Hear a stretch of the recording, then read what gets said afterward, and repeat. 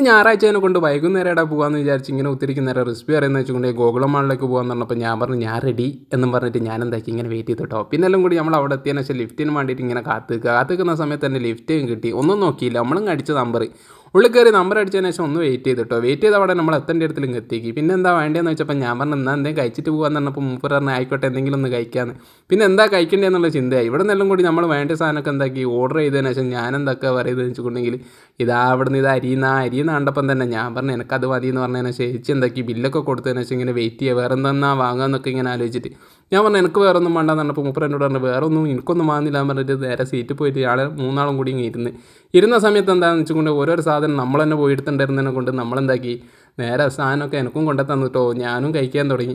പിന്നെ എല്ലാം കൂടി ചേച്ചി പിന്നെയും പോയിട്ട് ചേച്ചീൻ്റെ ഫുഡുമായിട്ട് അവിടെ വന്ന് കുത്തിരുന്നതിന് ശേഷം ചേച്ചിയും കഴിച്ചിട്ടോ. പിന്നെ കഴിക്കുന്നതെന്ന് വെച്ചുകൊണ്ട് കുഞ്ഞൻ്റെ പ്ലേറ്റിലും കൂടിയും കൈയിട്ടിട്ടാണ് ഫുഡ് കഴിച്ചത്. അപ്പോൾ ഫോളോ ചെയ്യാൻ മറക്കണ്ട. പ്ലേറ്റ് വെച്ച കോലം കണ്ടില്ലേ.